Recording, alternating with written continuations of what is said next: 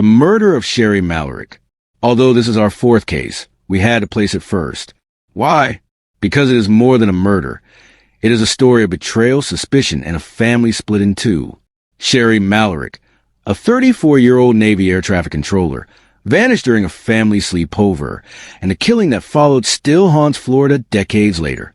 On the evening of Friday, September 21st, 2001, 34-year-old Navy air traffic controller Sherry Mallory vanished without a trace.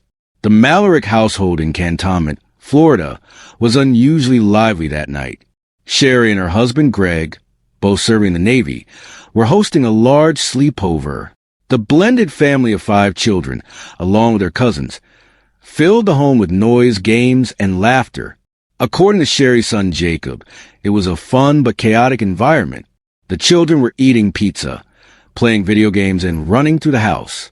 For Sherry, the evening seemed focused on creating an enjoyable memory for the kids. As the children began settling down for dinner, Sherry stepped outside to speak with Greg, who was working in the backyard. Their minivan had overheated earlier that day, and Greg was trying to repair it. This moment became critical in the timeline. Jacob later recalled that it was the last time he ever saw his mother alive. Greg later explained to the children that Sherry had gone to the store, saying she needed to pick up milk. He told investigators a similar version of events, recalling that Sherry came outside, said she was leaving briefly, and drove away in the family's red minivan around 7:30 p.m. Hours passed, but she did not return. As the night dragged on, Greg phoned Sherry's sister, Tina Leak, and also contacted police to check whether any car accidents had been reported. By early morning, with no word from Sherry, Greg went to the sheriff's office for what Detective Buddy Nesmith described as a fact-finding interview. Meanwhile, Tina's husband, Jeff Leak, decided to search Pensacola himself. Around 8 a.m. on September 22nd, Jeff spotted Sherry's minivan abandoned in the parking lot of a Winn-Dixie grocery store less than 3 miles from the family home. When Jeff looked inside, he made a horrific discovery. Sherry's body was crumpled down into the floorboard of the passenger seat. She had been shot twice in the head with a .25 caliber handgun. Detective Nesmith later described the position of her body as a deliberate concealment maneuver. For Jeff, the shock was overwhelming. Opening the car door, he realized instantly that his sister-in-law was dead. He would later recall the devastating moment, saying it felt like an unbearable weight, combined with the knowledge he now carried the responsibility of telling her family. The discovery ended the search for Sherry, but began a case that would stretch for decades. In one night, a lively household filled with children's laughter had turned into the scene of a tragedy that shattered an entire family. The discovery of Sherry Mallory's body in the red minivan was only the beginning. For investigators, the scene raised immediate questions and revealed troubling inconsistencies. Detective Buddy Nesmith, who arrived at the Winn-Dixie parking lot, carefully examined the van and surrounding area. His first observation was unsettling. There was no blood on the pavement outside the vehicle, a detail that stood in stark contrast to the severity of Sherry's wounds.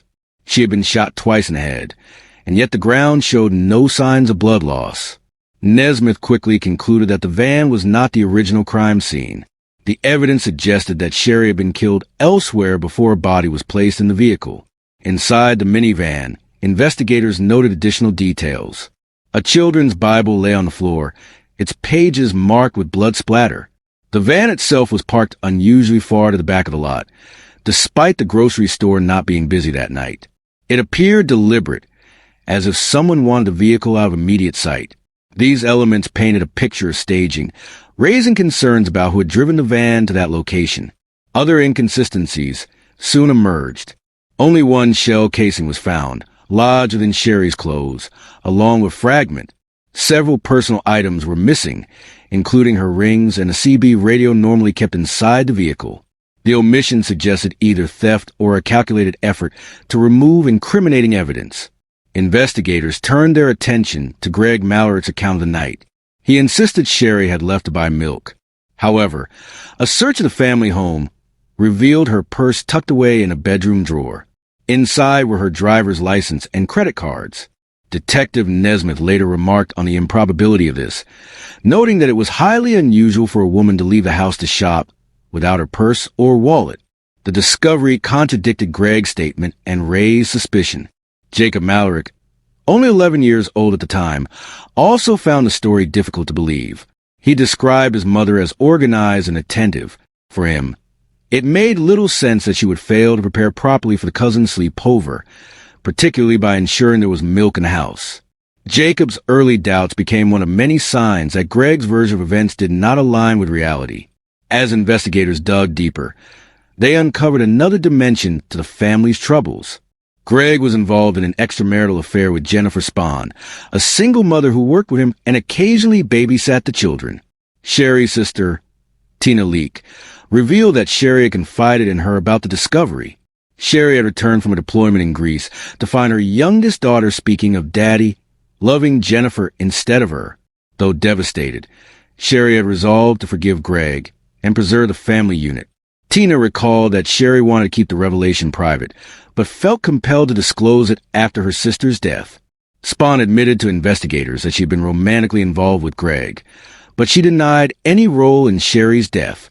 Nevertheless, her presence in the narrative deepened suspicions surrounding Greg, who had the motive of avoiding divorce and financial strain. Concerns about Greg's behavior extended beyond the affair. Members of Sherry's family, and even her children, described him as controlling. Some claimed he forbade Sherry from wearing makeup or hairspray. Jacob added darker allegations, recalling that Greg would punch holes in walls, drag children by their hair, and strike them violently. He even admitted to sleeping with a knife under his bed out of fear. Investigators later noted that Greg had owned a small-caliber handgun, consistent with the weapon used in the murder, although it was never recovered. Perhaps the most chilling testimony came from Sherry's niece, Lisa, who had been present at the sleepover that night. Only 10 years old, she recalled hearing a sharp noise outside, describing it as similar to the explosion of a bottle rocket. At the time, she was uncertain of its significance, but investigators came to regard it as a potential gunshot fired while Sherry and Greg were outside together. Taken together, the evidence from the crime scene and the accounts from family members formed a troubling picture. The van appeared to be a secondary site. The missing items raised suspicions of staging, and Sherry's purse undermined Greg's explanation. Added to this were allegations of infidelity, abuse, and the haunting memory of a child who may have heard the fatal shots. These details would lay the foundation for the long investigation that followed, though in the immediate aftermath, no charges were brought. The case remained clouded by suspicion, unanswered questions, and the sense that the truth was concealed beneath layers of family conflict and silence. Despite the troubling evidence uncovered in the weeks following Sherry's death, investigators quickly ran into a wall. The crime scene suggested deliberate staging. Greg's stories contained contradictions, and his behavior raised suspicions. Yet, suspicion alone was not enough to bring charges. What authorities lacked was the one element that could tie the case together: concrete forensic proof. The weapon, believed to be a small-caliber handgun, was never recovered. Without it, ballistics testing was impossible, leaving investigators unable to establish a direct connection between Greg and the fatal shot. The blood evidence inside the van raised important questions, but it did not identify who had pulled the trigger. Missing items, like Sherry's jewelry and the CB radio, hinted at a staged robbery, but again, this theory was circumstantial. Even testimony from family and neighbors about Greg's controlling nature, about Lisa hearing a sound like a bottle rocket the night of the murder, and about Sherry's heartbreak over his affair, could not be transformed into courtroom proof. Prosecutors knew that bringing the case forward without definitive evidence risked an acquittal, which would forever close the door on justice. As a result, the investigation slowed and eventually went cold. For Sherry's family, the years that followed were defined by uncertainty and frustration. Her children, particularly Jacob, carried haunting suspicions about their father. Jacob remembered his mother's patterns and habits that did not match Greg's version of events. Yet he, like the rest of Sherry's loved ones, had to live with the painful reality that their voices alone could not deliver justice. 2 decades passed in silence. The memory of Sherry's murder lingered in the community of Alamance County, whispered about but unresolved. For her relatives, every holiday and family gathering was underscored by the same question: who would finally speak for Sherry? The prolonged wait for answers deepened their grief and cast a shadow of mistrust over the very person they suspected most. It seemed the case might never be solved. Another life lost, another story left unfinished in the annals of unsolved crimes. For nearly 2 decades, Sherry's murder had haunted her family, baffled investigators, and hovered unresolved in the Alamance County community. But in 2020, almost 19 years after that May night, the cold case was suddenly given new life. The breakthrough did not come from forensic evidence, new technology, or an unexpected confession from Greg. Instead, it arrived through the voice of a woman who had once been central to the tangled story, Jennifer Spahn. Jennifer had been Greg's lover at the time of Sherry's death, a relationship that Sherry herself had discovered shortly before she was killed. For years, Jennifer had remained silent, carrying the weight of her secrets. But when approached by investigators, she finally agreed to testify against Greg in exchange for immunity. Her decision reshaped the entire trajectory of the case. In her testimony, Jennifer revealed chilling conversations that had taken place between her and Greg. Long before Sherry's death, Greg had told her that if faced with the prospect of divorce, he would rather kill his wife. These words, spoken casually during moments of intimacy, now echoed with devastating clarity. They painted a picture not only of infidelity, but of a man capable of imagining and ultimately carrying out the most extreme solution to his marital problems. Jennifer also described the alibi that she unwittingly helped create. On the night of May 23rd, 2001, Greg arranged for Jennifer to meet him at a Winn-Dixie grocery store parking lot. The purpose was to establish his presence away from the crime scene, giving the appearance that he could not have been involved in the shooting. Jennifer recalled her nervousness and confusion at the time, not fully comprehending what Greg was orchestrating. She went on to recount how Greg directed her to his home, instructing her to knock on the door under the pretense of returning a lawnmower. This odd detail, which investigators later connected to Greg's broader efforts to stage events, highlighted the lengths to which he went to control appearances. Perhaps most damning were Jennifer's admissions about what happened after the murder. Greg had given her his clothes and the murder weapon, a small handgun, and instructed her to dispose of them. Following his orders, Jennifer drove to a bridge and threw the items into the water below. For nearly 2 decades, those critical pieces of evidence lay beyond reach, but Jennifer's first-hand account now filled the gap that investigators had long struggled to close. Throughout her testimony, Jennifer expressed deep regret. She acknowledged that her actions, though driven by loyalty and fear at the time, had helped Greg conceal the truth. She admitted complicity, confessing that she had carried the guilt of silence for years. Though her deal with prosecutors granted her immunity, she made clear that her decision to testify was fueled by a desire to unburden herself and to finally provide justice for Sherry. Jennifer's words provided the missing link investigators had needed for years. Her testimony transformed circumstantial evidence into a coherent narrative. Greg had motive, means, and opportunity, and he had enlisted his mistress to help hide his crime. With her cooperation, prosecutors could now move forward with a case that had seemed destined to remain unsolved. For Sherry's family, Jennifer's revelations were both devastating and vindicating. They confirmed long-held suspicions about Greg's role in the murder, while also exposing the depth of deception surrounding Sherry's final days. The case that had once seemed frozen in time was finally breaking open, setting the stage for a long-awaited trial. After Jennifer Spahn's dramatic testimony in 2020, prosecutors finally had what they believed was a viable case against Greg Mallory. By 2022, more than 2 decades after Sherry's death, the trial that Sherry's family had long awaited began. Expectations were high, but the legal battle that unfolded would prove both complicated and heartbreaking. The first trial opened with the prosecution, presenting its narrative of Greg as a controlling husband who had viewed Sherry as an obstacle to his new life with Jennifer. Prosecutors leaned heavily on Jennifer's testimony, framing it as the missing link that explained the circumstantial puzzle. Jacob, Sherry's teenage son at the time of the crime, took the stand and described the events of the night his mother vanished. He recounted his father working on the minivan, his mother stepping outside and never returning. His testimony humanized the case, placing Sherry's disappearance within the context of a family night that turned into tragedy. Yet the defense seized on Jennifer's credibility as the central weakness.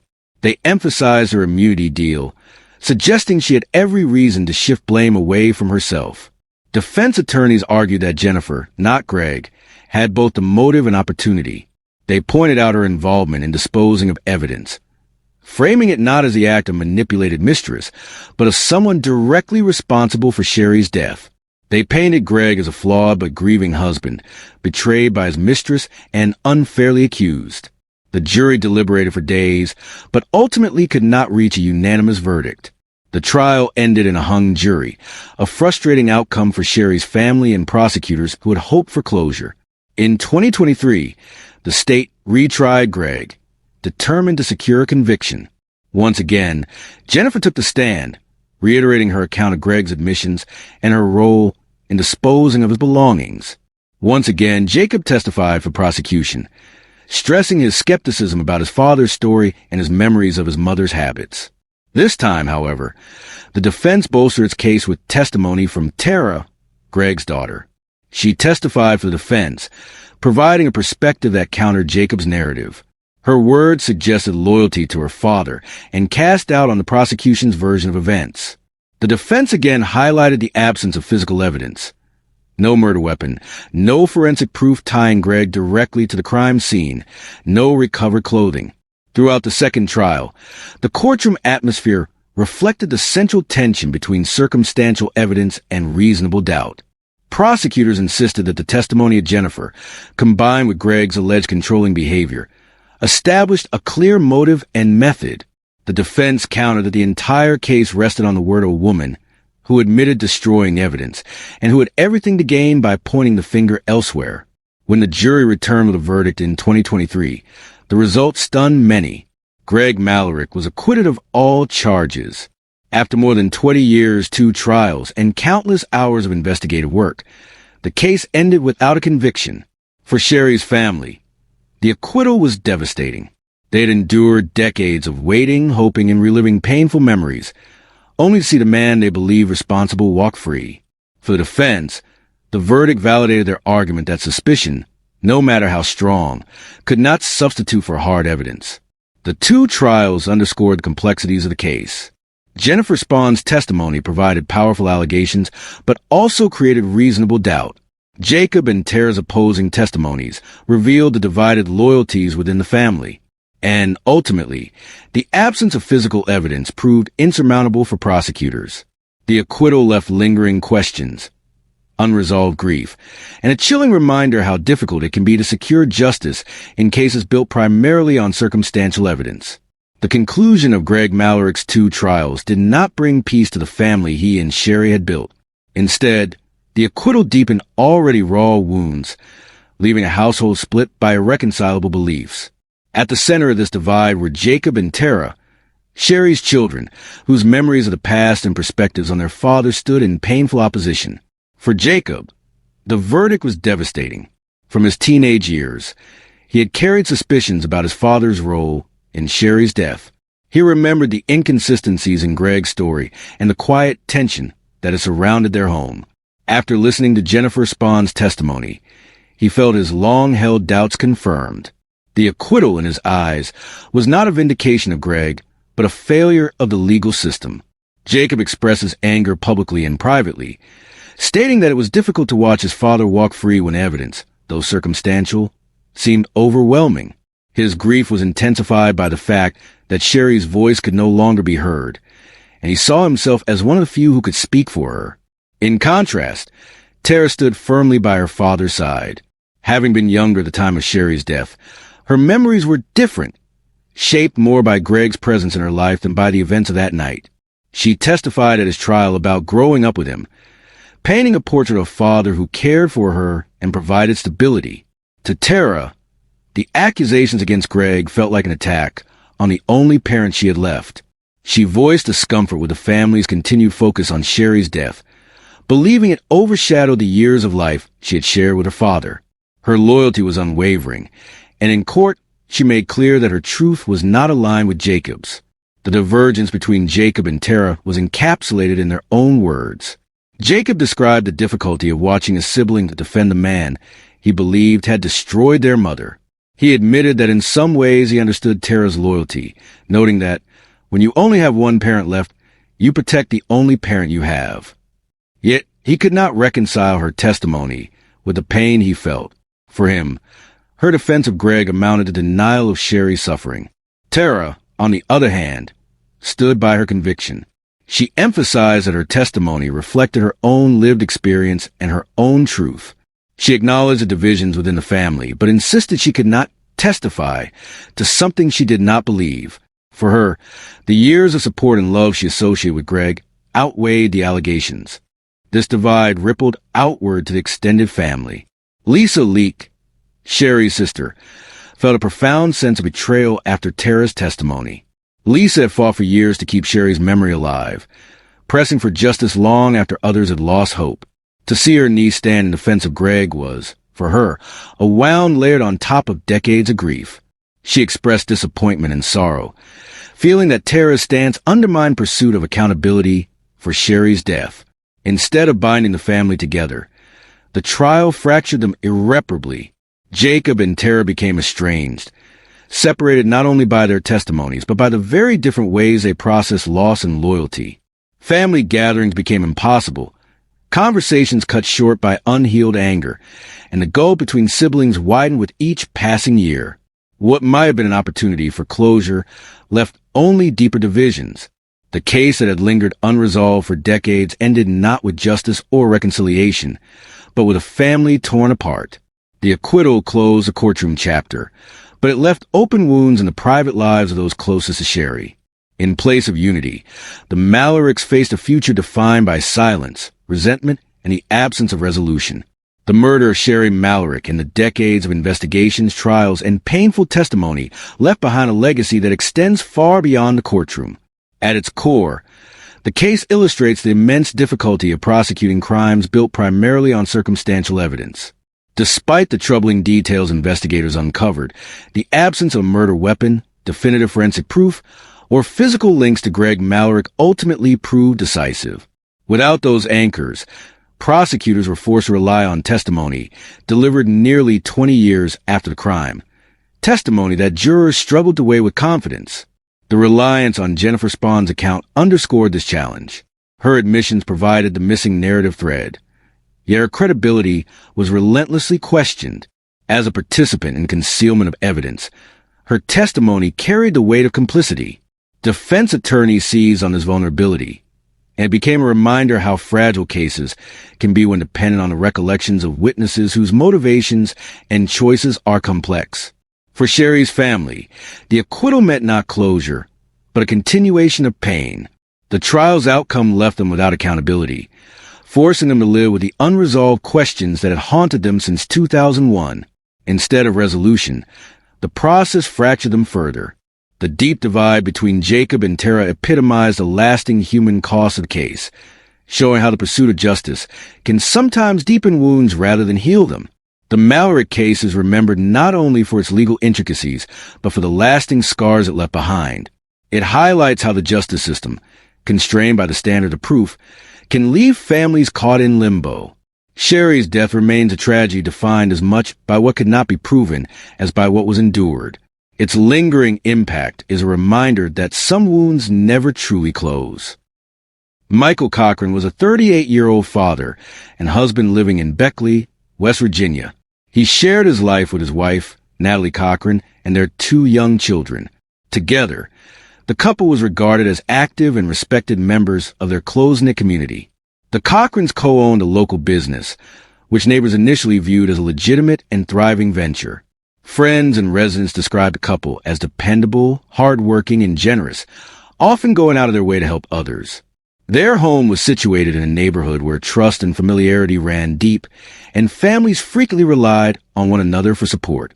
Michael's personal reputation reflected these values, marking him as a devoted husband and attentive father. His mother, Donna Bolt, recalled Michael as someone who prioritized family above all else, while his stepfather, Ed Bolt, emphasized his integrity and kindness. Friends echoed these sentiments, highlighting the Cochrans' willingness to support neighbors in times of need.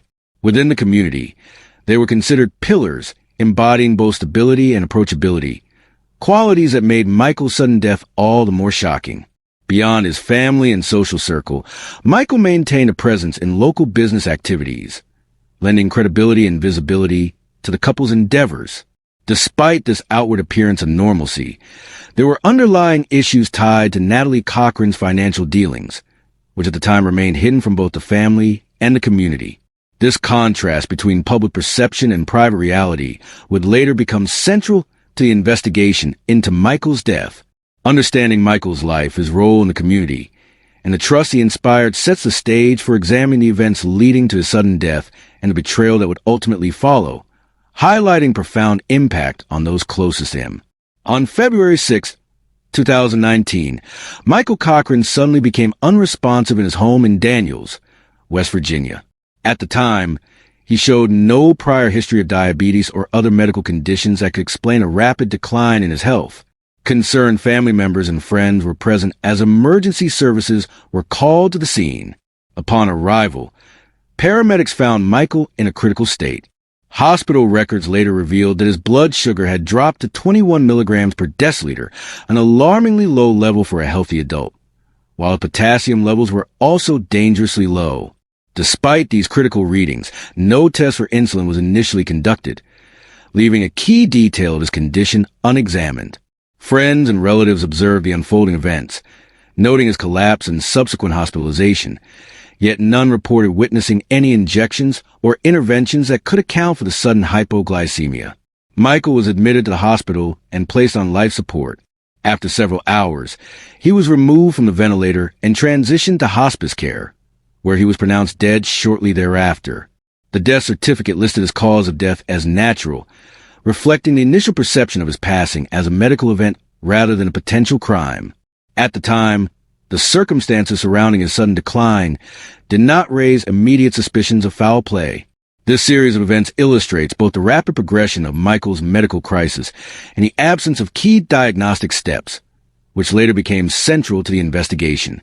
The timing of his collapse, combined with the unexplained hypoglycemia and lack of immediate testing for insulin, created a critical window that investigators would later examine in detail, establishing the framework for determining whether external factors, including possible insulin administration, contributed to his death. Following Michael Cochran's death, law enforcement initiated an investigation into the unusual circumstances surrounding his sudden decline and passing. Former West Virginia State Trooper Tim Bledsoe began to suspect potential foul play, particularly due to Michael's wife, Natalie Cochran, and her involvement in a multi-million-dollar Ponzi scheme that had defrauded friends and family. During a search of the Cochran residence, investigators discovered a vial of Humalog insulin stored in the refrigerator. Natalie explained that the insulin was intended for a neighbor's diabetic child, or alternatively, that she was using it for her own chemotherapy treatment, claims that were later revealed to be false.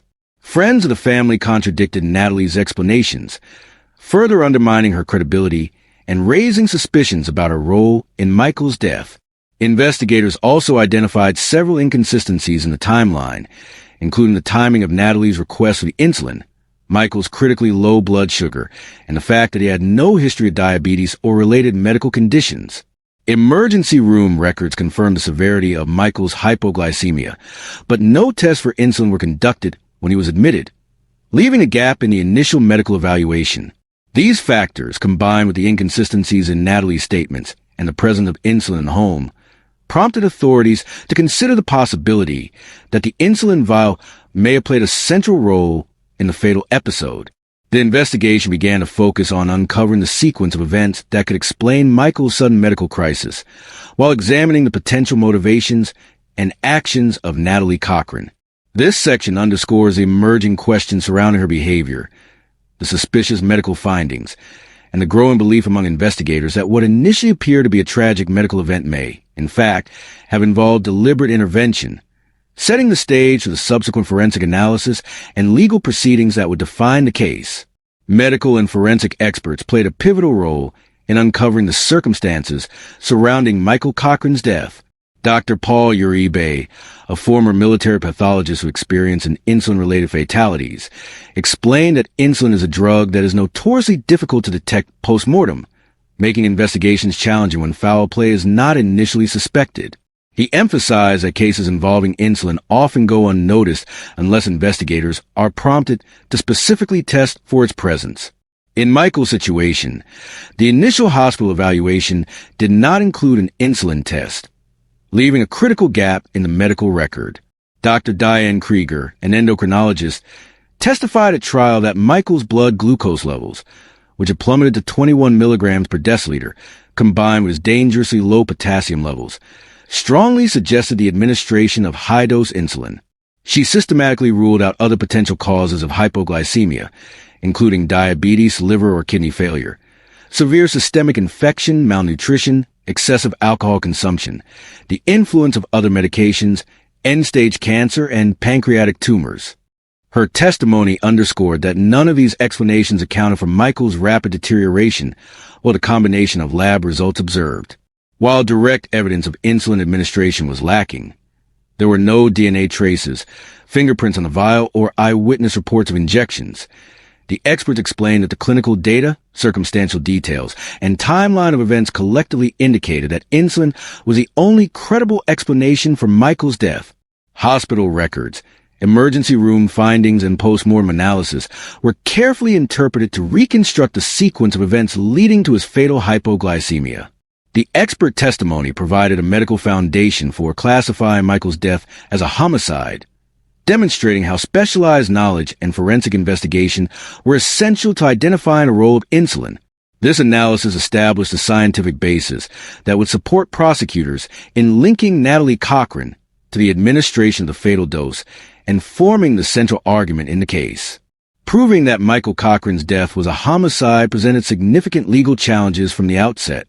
The initial autopsy was delayed, and by the time it was conducted, Michael's body had reached an advanced state of decomposition, resulting in inconclusive findings. Without definitive post-mortem evidence, the Raleigh County District Attorney initially dropped the case, citing the absence of physical proof connecting Natalie Cochran to the insulin vial discovered in her home. Years later, a second exhumation and detailed expert analysis were undertaken to re-examine the circumstances of Michael's death. Forensic specialists concluded that no other plausible medical explanation accounted for his sudden hypoglycemia or the resulting cerebral edema that caused brain swelling. Armed with these findings, prosecutors reconstructed the case primarily through circumstantial evidence. They highlighted Natalie's potential motive to conceal her multimillion-dollar Ponzi scheme, which targeted friends and family, and pointed to the suspicious presence of the insulin vial in the refrigerator at a critical time. The prosecution emphasized the timing of events and inconsistencies in Natalie's statements as further support for their argument. Defense attorneys countered by asserting that insulin levels could not be conclusively tied to Natalie and that hospital records showed blood sugar fluctuations inconsistent with the timing of a high-dose injection immediately prior to Michael's collapse. They argued that the medical evidence left room for alternative interpretations and questioned whether the effect of insulin could be precisely linked to a single administration. This section illustrates the complex challenges faced by both sides in court, highlighting how investigators, prosecutors, and defense attorneys navigate a case with minimal direct physical evidence. The legal proceedings underscore the difficulty of establishing guilt in insulin-related deaths, demonstrating the intricate combination of forensic analysis, circumstantial evidence, and courtroom strategy required to secure a conviction. On January 29th, Natalie Cochran was convicted of first-degree murder following the trial regarding the death of her husband, Michael Cochran. The jury reached its decision after deliberating for just 2 hours, reflecting the strength of the prosecution's case despite the absence of direct physical evidence linking Natalie to the administration of insulin. The prosecution successfully argued that Natalie's motive was to prevent Michael from discovering the multi-million-dollar Ponzi scheme she had orchestrated, which defrauded friends and family and had already resulted in her federal conviction for money laundering. Expert medical testimony played a critical role in the trial, with forensic pathologists and endocrinologists presenting evidence that insulin was the most credible explanation for Michael's fatal hypoglycemia and cerebral edema.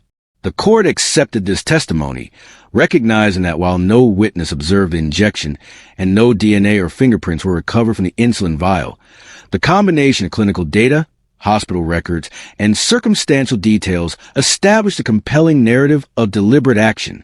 The conviction underscored how investigators and prosecutors were able to rely on careful analysis of timelines, inconsistencies in Natalie's statements, and her financial motive to secure a guilty verdict.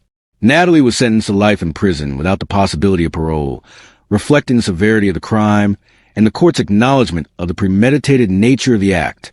This section highlights the conclusion of the trial, focusing on the jury's swift deliberation, the weight of circumstantial and expert evidence, and the sentencing decision. It demonstrates how a combination of financial motive, medical expertise, and investigative diligence led to a conviction in a complex case where direct evidence was minimal, and it illustrates the challenges and outcomes of prosecuting an insulin-related homicide. The case of Michael Cochran's death carries significant implications for both medical and legal professionals. Experts such as Dr. Paul Uribe have emphasized the urgent need for improved protocols to detect insulin overdoses, particularly in patients who show critically low blood sugar without a history of diabetes. Recommended measures include conducting C-peptide tests before administering treatment, carefully examining potential injection sites, and testing vitreous fluid during post-mortem analysis. These procedures can provide crucial evidence in cases where insulin may have been used as a lethal agent. The Cochran case also influenced legislative efforts in West Virginia, where lawmakers introduced measures requiring prompt insulin testing in suspicious deaths. Advocates believe these guidelines could serve as a model for other states, helping prevent delays and ensuring that possible insulin-related homicides are identified earlier. Michael Cochran's family has expressed hope that such measures will spare other families the prolonged uncertainty they endured while seeking answers, allowing investigations to proceed more efficiently and with greater clarity. Beyond its legal and medical impact, the case serves as a cautionary tale about the dangers of trust and deception within personal relationships. It highlights how easily accessible medications, when misused, can have fatal consequences even in ordinary households. The story also underscores the importance of vigilance, thorough investigation, and a collaboration between medical examiners, forensic experts, and law enforcement. Ultimately, the tragic loss of Michael Cochran and the betrayal by a close family member offers both a deeply personal warning and a professional lesson. It demonstrates the need for heightened awareness, careful scrutiny of medical anomalies, and proactive measures to prevent similar tragedies, leaving a lasting legacy for those tasked with protecting lives and administering justice. Next, we have another case. A college student, Anita Knutson, was found stabbed to death in her bed in Minot. Anita Knutson was born on September 22, 1988, in Orange County, California. At just 5 months old, she was adopted by Gordon and Sharon Knutson, who welcomed her into their home with deep love and devotion. The family began their life together in Anaheim, where Anita spent her earliest years before moving to Butte, Montana, after her freshman year of high school. Anita grew up as a kind, independent, and artistic young woman. Those who knew her remembered her willingness to stand up for others, particularly classmates who faced bullying. Her compassion extended far beyond words, as she consistently offered encouragement and friendship to those who felt left out. Friends and relatives described her as someone with a joyful personality and a natural ability to make others feel valued. In 2006, Anita graduated from Velva High School. She soon enrolled at Minot State University, pursuing a degree in elementary education with the goal of one day becoming a teacher. Education was not just a career choice for her, but a calling rooted in her patience, creativity, and desire to guide young lives. While managing her studies, Anita worked at Vanity in Dakota Square Mall and also held a position at a local hotel, balancing her responsibilities with determination. Family remained central to Anita's life. She maintained daily contact with her parents, Gordon and Sharon, often sharing updates about school, work, and friendships. These regular conversations later became a vital detail in the days leading up to her tragic death. On June 1st, 2007, Anita Knutson spoke with her mother after finishing her shift at work. The call was routine, one of many daily conversations that reflected their close bond. That weekend, June 2nd and 3rd, her parents noticed an unsettling silence. Calls to Anita's phone went unanswered, an unusual break in her pattern of communication. As hours passed without a response, concern grew within the Knutson family. By June 4th, Gordon Knutson decided he could no longer wait. He drove from Velva to Minot, determined to see his daughter in person. When he arrived at her apartment complex, Anita's car was parked outside, yet there was no answer when he knocked at her door. The stillness of the apartment only deepened his fear. Seeking help, Gordon approached the property manager and a maintenance worker. Together, they circled the building. It was then they noticed something disturbing. A window screen lying slashed on the ground below Anita's apartment window. Looking closer through the glass, Gordon saw a sight that would remain with him forever. Inside, his daughter lay lifeless on her bed. The mattress was soaked with blood, and a robe had been partially draped across her body as if hastily placed. Police were called immediately. Investigators confirmed that Anita had been stabbed twice in the chest. The window screen suggested possible entry, yet beyond this, the apartment showed no clear signs of forced access. Questions arose instantly about who could have entered and why. At the first press conference, authorities acknowledged the possibility of an intruder, but offered little certainty. For Anita's family, the shock was unbearable. Within hours, word spread and the community of Minot shared in their grief, reeling from the devastating discovery. In the days following the discovery of Anita Knutson's body, investigators began the difficult process of narrowing potential suspects. Interviews were conducted with individuals connected to Anita's daily life, including her roommate, Nicole Rice. Police also questioned the maintenance worker who had helped Gordon Knutson at the apartment, several roofing contractors working nearby, and fellow students from Minot State University. Even a jogger reported near the area on June 3rd drew attention. Despite the range of interviews and tips, no immediate arrests were made. At early press briefings, authorities suggested that the murder may have been the result of an intruder. Yet at the same time, they kept focus on Anita's relationships, carefully examining people who had been close to her in the days leading up to her death. The lack of clarity created unease, and the community of Minot struggled to make sense of what had happened. Anita's friends and co-workers at Vanity and Fairfield expressed their grief openly. They describe her as joyful, kind, and deeply missed by everyone who worked alongside her. On June 11th, 2007, the weight of the tragedy became evident when hundreds of mourners gathered for her memorial service in Velva. The church and gymnasium overflowed with people wanting to honor her memory. Her sister Anna spoke about the void left behind, while her Aunt Karen reflected on how life changed the day Anita was lost. Police later confirmed her cause of death as 2 stab wounds to the chest and revealed that a pocket knife was in custody. Rewards, supported by local businesses and Anita's family, offered hope for leads. Still, no clear suspect emerged, leaving Minot without answers. From 2007 through 2016, the investigation into Anita Knutson's murder moved slowly, eventually settling into the painful reality of a cold case. Despite repeated efforts, investigators were unable to secure enough evidence to move forward, and the absence of answers weighed heavily on both the community and Anita's family. In 2015, Anita's relatives took matters into their own hands.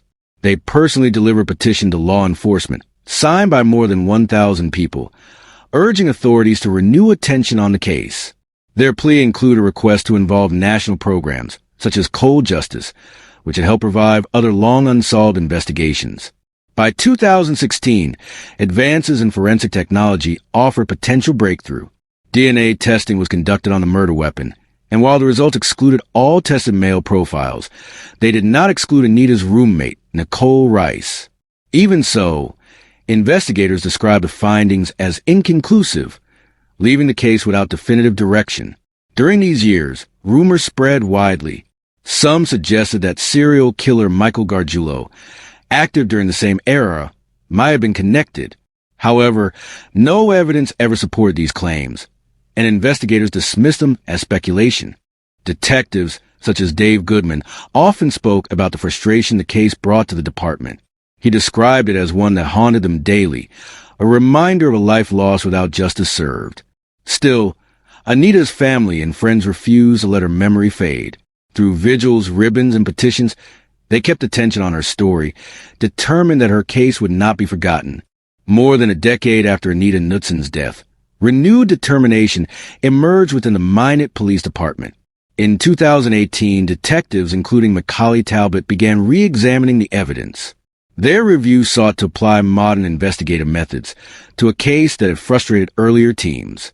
By 2021, momentum increased when Minot Police partnered with the television series Cold Justice. The program, known for revisiting difficult cold cases, brought additional scrutiny and resources.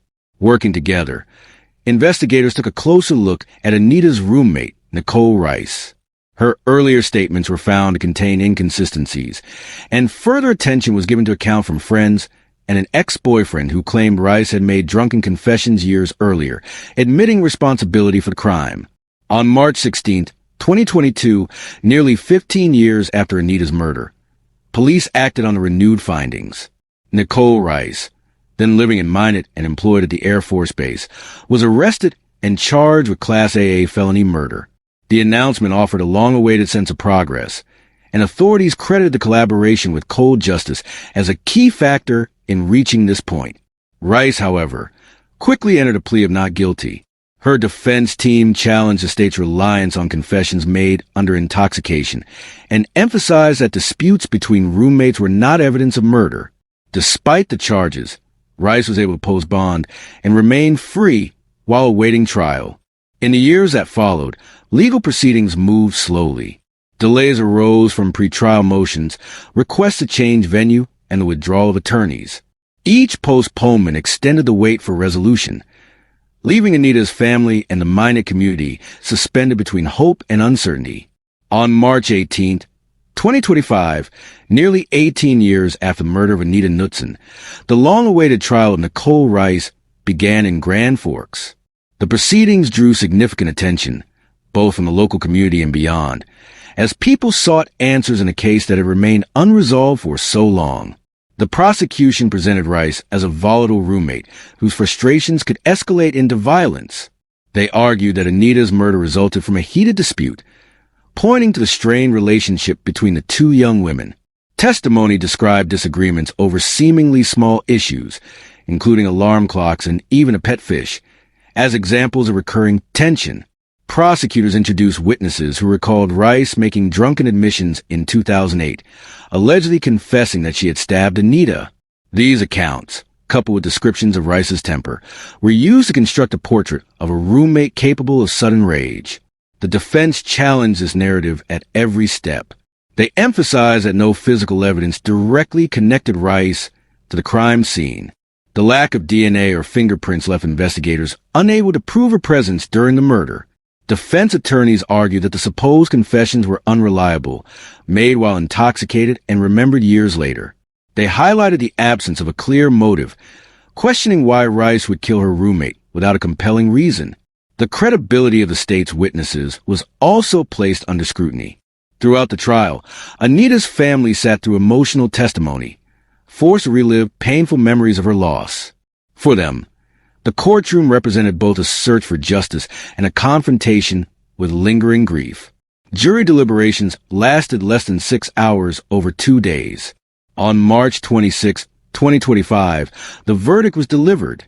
Not guilty. The decision left Anita's family and many in the courtroom stunned.